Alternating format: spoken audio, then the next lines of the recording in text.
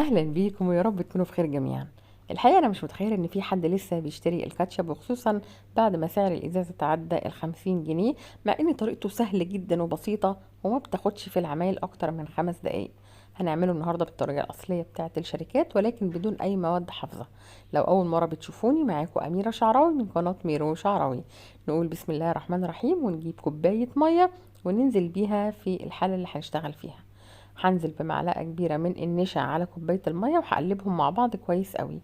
لازم اقلب الميه في النشا على البارد، انا مش هعمل كده على النار، علشان طبعا انتوا عارفين ان النشا والميه لما بيتحطوا على النار يعني بيبداوا ان قوامهم يتقل.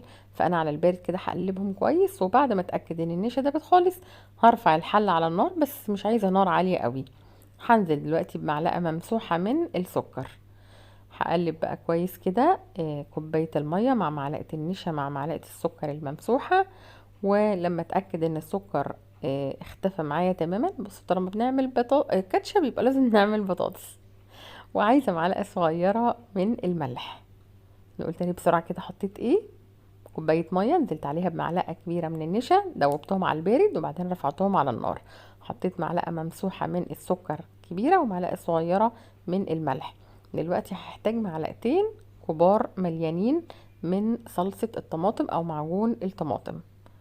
مش محتاجة بقى اجيب الطماطم واضربها في الخلاط واغليها وبعدين اقشرها.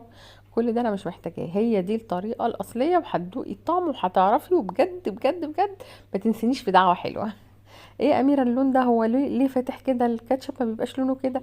ما تقلقيش، طول ما انتي بتقلبي هتبصي تلاقي اللون بيغمق معاكي تدريجيا. بصوا حتى انا والله ما فصلتش الكاميرا خالص، اللون بصوا بدأ يغمق ازاي.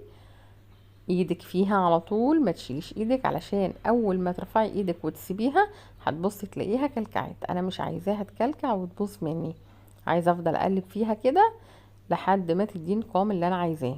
دلوقتي هنزل بمعلقتين بس مش مليانين قوي من الخل الابيض العادي بتاعنا اللي احنا بنستخدمه في الاكل. بصوا اللون بدأ يغمق ازاي، طول ما انا بقلب اللون بيغمق معايا. اوعي تسيبيها وتروحي تعملي اي حاجه، عشان هترجعي تلاقيها بقى ايه، كلكعت منك. فاحنا زي ما انا بقولك كده، طول ما هي على النار بنقلب فيها. دلوقتي هحط رشة بابريكا كده عشان بس تديني اللون الاحمر الجميل. مش عايزة او ما عندكيش مفيش اي مشكلة، مش هتفرق معايا كتير. عايزة بس اقولك على حاجة، طالما احنا بنعرف نعمل كاتشب في البيت والموضوع ما بياخدش مننا اكتر من 5 دقايق، نقول 10 دقايق بالكتير، والمكونات سهلة وبسيطة ومتواجدة، مفيش داعي ان احنا نعمل كمية كبيرة ونركنها. يعني ممكن بقى تبوظ، طعمها يغير. فاحنا بنعمل على قد اسبوع مثلا، الشوية دول ممكن يكفونا 4 ايام 5 ايام اسبوع بالكتير، ولما يخلصوا في 10 دقايق واحنا واقفين على البوتاجاز بنعمل تاني. طالما احنا بنعرف نعمل الحاجة، بصوا ما شاء الله القوام بقى جميل اهو، تقل معايا، بصوا اللون اغمق.